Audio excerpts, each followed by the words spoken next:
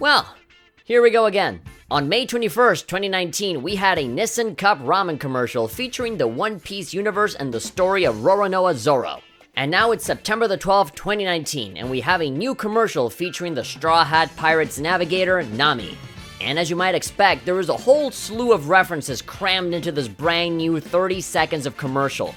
A bunch of people have requested that I analyze this one too, just like the Zoro one. So your wish is my command. No time to waste, let's get straight into it. The commercial starts with Nami asleep in her room, woken up by her cell phone because she's late to class. Right off the bat, we can see the pinwheel on her desk, which is a reference to the one Genzo would wear during the Arlong Park arc, and towards the end, on Belmir's grave. We can also see a book that says navigation on it, and then a map right behind her which looks to me like a map of Skypiea. Also on the left side, we can see a design that looks exactly like Nami's tattoo that she wears on her arm. We immediately cut to Nami running to school, but if you blink, you might have missed Mont Blanc Cricket with his monkey friends Shoujo and Masida, members of the Saruyama Alliance. All three of these guys show up in one piece right before arriving in Skypiea. And hey, there's Pell again from the Alabaster arc, who also made an appearance in the Zoro commercial. If you look closely, he's carrying a round object that looks a lot like the bomb he carried away in the anime. But this one's obviously way smaller. If he could survive that big one, I think he'll be fine with this one blowing up in his face. I had to replay this clip like 20 times to notice him, because I think he shows up for about 4 frames, I think? And yeah, that's it, he goes by super fast. Speaking of frames, if you move just a few more frames forward, you will see Crocus, the keeper of the lighthouse at Reverse Mountain and a former member of the Roger Pirates, acting as their doctor. Again, if you blink, you might miss him. Now that we are on the topic of missing things, I swear to God Usopp, right now while I'm editing this video, I just barely noticed all of the drawings on the wall next to the beach. All of these are difficult to make out because of how small they are, but I will try my best to point out as many as I can.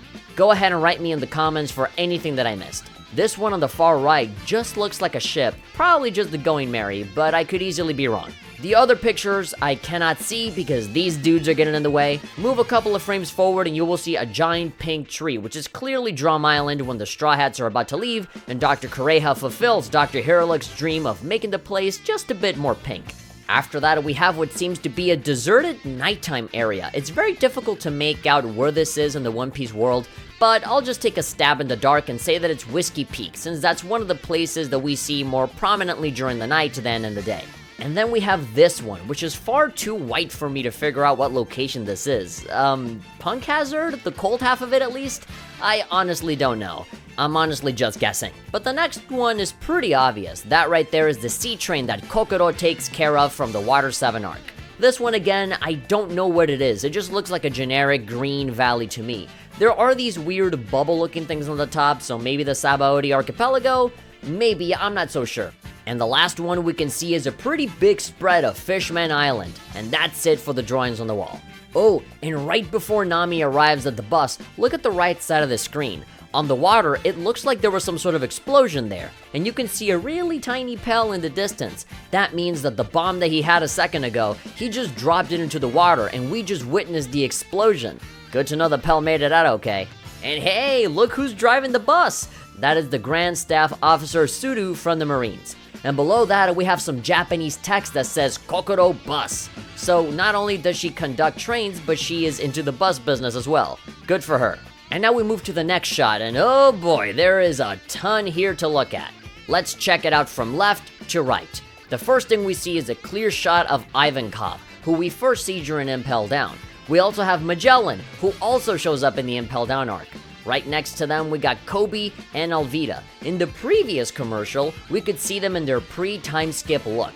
But here we have the post-time skip look with Kobe looking taller and leaner, and Alveta looking way sexier. Speaking of sexier, we have another Impel Down character. We can't see her face, but we can see her hair and horns, which line up exactly with Sadie, the chief guard of Impel Down. She's not alone though, she seems to be doing a fun dance with Koala from the Revolutionary Army and Porsche from the Foxy Pirates. And next to this dance number, we have Carrot, seen from behind. A lot of people from my previous video were saying that the cat that Chopper was holding was actually a representation of Carrot, which makes absolutely no sense at all, because last time I checked, rabbits are not cats. And also, she's right here. There is one more girl that's also dancing. This girl is Zala, also known as Miss Doublefinger. She was a member of Baroque Works during the Alabaster arc. So all 4 girls are dancing something very specific because they are being directed by Bon Clay, who we can see from behind striking his usual Okama Way pose. Okay, so right next to Miss Doublefinger, we have a big fat guy that I honestly don't recognize from anywhere. My guess is that it's Queen from the Wano arc. It would make sense considering he's surrounded by a bunch of funky dancers, but I could easily be wrong. I don't remember anyone else looking similar to this guy, so I'll just say that it's Queen. But never mind that, look at what's behind the girls. It's a man and a woman coming out of a box. That is clearly Gaimon, the dude that got stuck in that treasure chest. And also we have another character named Sarfunkel, who you can only see in the manga on the cover page of chapter 620. Their names are in itself a reference to the rock duo Simon and Garfunkel. Get it? You know, Gaimon, Sarfunkel, Simon, Garfunkel, they sound pretty similar. Above them, we can see a poster of a big green animal. This is a reference to one of Usopp's abilities post-time skip called Wolf Impact. You can see this monster during the Fishman Island arc. There's also a very similar looking one in opening number 18 of the One Piece anime called Hard Knock Days. It's not the exact same monster, but in concept it's kind of the same thing. Moving to the people up front, we have the always wonderful Trafalgar Law wearing his signature hat. And then we have a really strange appearance by Vice Admiral Smoker and Captain Toshigi. However, it's not the regular Smoker and Toshigi, it's the body-swapped versions of them from the Punk Hazard arc. I mean, it makes sense. Law is literally sitting right next to them, so he probably did something weird. Another thing I want to point out is all of the kanji symbols put up on the wall. I know some basic hiragana and katakana Japanese, but I have no idea what any of this means, unfortunately. For anyone that knows Japanese well and knows what all of this means, then please let me know in the comments. I'll even give you a heart if your comment is good enough so that more people can see it and enjoy the analysis even more. You can bet that all of this text is filled with references. Bon Clay's back as well. Moving on to the bottom of the screen, we can see what looks like the crappy version of the Straw Hat Pirate's Jolly Roger drawn on the back of that chair. You can bet that Luffy drew that up when he was bored in class. Moving over to Nami's desk, we can see a juice box that is tangerine flavored, which is Nami's favorite food and is also a reference to the Arlong Park arc, where they had a garden full of those things, including the Straw Hat Pirate ship. One last thing here is the pen that Nami is using to write. At the top of it, you can see a design that looks like a feather, which is a reference to the much bigger feather that Nami would use to draw out her maps, both as a kid and as an adult. In the next shot, we can see Nami leaving school as it starts to rain. When it comes to the environment, there really isn't anything here to mention. This is all mostly character appearances, so let's begin. From left to right, we can see a significantly smaller version of Oars Jr. wearing the hat that Ace made for him. He appears during the Marineford arc. Next up is a character that had a really hard time figuring out. But it turns out that this girl is Shinobu from the Wano arc. That big pink thing on her head and the pigtail should have been a dead giveaway. Next up, we have Blackbeard and Thatch fighting over something. Probably a devil fruit, since this is a reference to how Blackbeard murdered his own crewmate Thatch to obtain a devil fruit that would grant him the power of darkness. And of course, Whitebeard shows up wearing the same clothes that he wore in the previous commercial, walking in on this little scuffle. Another very pleasant appearance is Ace and Sabo walking out of the school together. This of course references their brotherhood and a really sad fact that Ace was never able to see Sabo all grown up. So this is a bit of a nice treat for the fans to see. Moving on from that, we have Princess Vivi and Crocodile from the Alabaster arc. They are placed in almost the exact same way as how they were in the previous commercial. Things are a little different, however, since Koza is placed right in between the two. Koza shows up in the Alabaster arc and has his own army and role to play in the story. Moving on from Alabaster, we have the CP9 showing up. 2 of them, to be precise. On the left, we have Fukuro, and on the left, we have Usopp, Kaku, Mr. Giraffe Man himself. And finally, in the far right, we have a big chunk of the Straw Hat Pirate crew. From left to right, we can see Robin, Sanji, Kaku, Usopp, Tony Chopper, Brook, and Frankie. Unless I'm missing anyone, I think that's everything. I mean, you can kind of stretch it a little bit and say that, oh, it was really sunny a second ago and suddenly it was pouring down rain, so maybe that's a reference to Nami's abilities to change the weather, but that could easily not be it. After that, we have a shot of Nami reading something on the train. I'm sure the book itself is a reference to something, but I don't know it. What I do know, however, is the wonderful faces of Baby 5 and Sai, the cutest married couple from the Dressrosa arc, sitting together on the bus. Right next to them is another familiar pair in the form of Hawkeye's Mihawk, the greatest swordsman in the world, and Perona from Thriller Bark. Seeing them together is in itself a reference to how they ended up living together after a certain point into the story. Deeper into the bus, we have other characters like Shiryu of the Rain from Impel Down, Enel, the main villain from Skypiea, Fujitora, one of the 3 admirals post-time skip, and at the bottom we can see Leo and Princess Mancheri, 2 characters from the Tontada tribe during the Dressrosa arc. We're not done yet, there are still a few smaller tidbits in here, like that poster over there showing the Torino Kingdom, which is the island that Chopper landed in after he was blown away by Kuma in the Sabaody archipelago. Speaking of Sabaody, there's also a poster for the Ferris wheel located in the same place. There are some other pictures up top, but they're way too small for me to make them out, so I apologize if that is a reference to something and I just can't see it. Alright, now this shot is amazing. It is packed full of characters, so let's take this one step at a time and point everything out. So right out of the gate, we can see Rayleigh and Shaki from the Sabaody archipelago having a romantic day out at Arlong's restaurant of all places called Arlong Park. Speaking of Arlong, there he is in all of his weird, creepy human glory. Arlong really hates humans, so I can't imagine a more insulting thing to do to him than to make a human version of him. Another nice touch is that the logo for Arlong's restaurant is the Sun Pirates logo. The lamp in the middle of Rayleigh's table is also the Sun Pirates logo. Even if Arlong is not a fishman here, there is still a bunch of shark-related imagery throughout the restaurant, and of course, the big Arlong sign in the back. Okay, that's enough for the environment. Now let's talk about the people filling up the place. Let's take it from the top, shall we? Here we have a very obvious appearance by Ichiji, Niji, and Reiju from Germa 66 during the Whole Cake Island arc. On the next table, we can see Lucky Roo and Ben Beckman, members of Shanks' pirate crew, the Red Hair Pirates. And right next to them, we have Dr. Hiraluk from the Drum Island arc, Chopper's daddy, and Moji from the Buggy Pirates. Moving on to the bottom of the restaurant, we have Chiffon from Whole Cake Island. How do I know that it is Chiffon and not Lola, her twin sister? Well, because she is sitting right next to Gang Beji, the captain of the Fire Tank Pirates, who is married to Chiffon. On the next table, we see a bunch of sweets and cakes eaten by Charlotte Linlin, also known as one of the 4 Emperors of the Sea, Big Mom. Oh hey, did you notice the guy that was serving her? That dude is Nako, the doctor of Kokoyashi Village in the Arlong Park arc. Another person serving the tables is Genzo, the sheriff of Kokoyashi Village, who is also wearing the pinwheel that we mentioned earlier.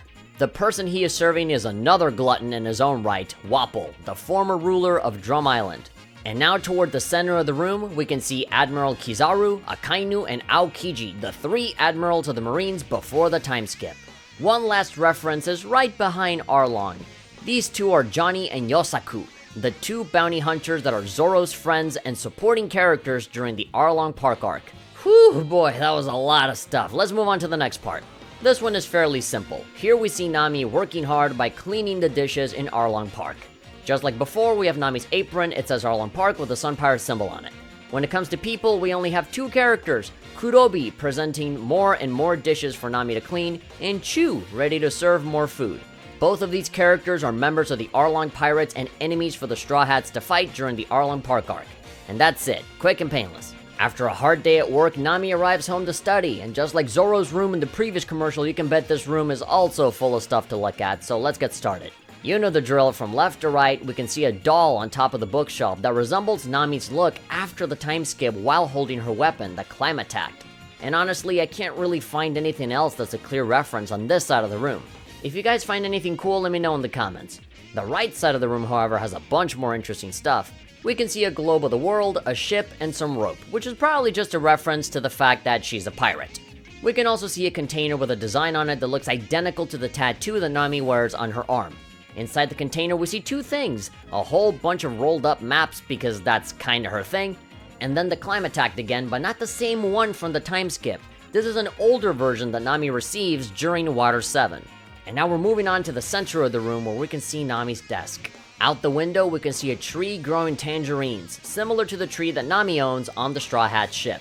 Below that, we can see the pinwheel again, and then a book with the word money on it and the symbol for belly, or berry, or whatever. I've seen people pronounce it both ways. This is the kind of currency that exists in the world of One Piece. And obviously, it's a reference to how much Nami loves money. At the corner of the desk, we can see more tangerines, and in general, they're just a bunch of tools and stuff that Nami can use for studying and drawing out her maps. And now we have a close-up of the desk. Here we can see her pen has a very similar color and design to Nami's bikini top post-time skip. And the only other thing that is worth mentioning here is Nami's phone, which has a picture of Belmir, who is Nami's mother. And I will not hear any different. Accompanying her in the picture is also Nami and her sister Nojiko as children. And honestly, everything after this is pretty straightforward with not a lot to look at least for stuff that we haven't seen before. We get a shot of Nami trying to run away from all of these problems, studying all day, getting chewed out by Arlong, and missing Belmir's love. She eventually snaps and tears up, wanting someone to help her. If you haven't figured it out already, this is a callback to the incredibly iconic scene in One Piece where Nami is just about done with life and asks Luffy to help her out during the Arlong Park arc. And sure enough, here comes Luffy to place his hat on Nami's head and says, "Of course I will." Another reference to the same scene where he does the exact same thing but says yes way louder than how he does here. And then, hey, if you forgot that this was a commercial, here's the reminder. Ooh, they got cheese curry this time. How exciting. This is... I'm not even joking. I would legitimately try something like that. Anyway, after that, we see a shot of the exact same amount of Straw Hat members that we see during the Arlong Park story arc. We got Sanji, who was a brand new member at the time, obviously having a scuffle with Zoro, who we are finally able to see again. And last but not least, we have Luffy and Usopp getting pumped up to help Nami. Behind Usopp, we have the poster of the Impact Wolf again, but on the left side of the room, we have something new. There's some English text that says, "Okay, let's stand up."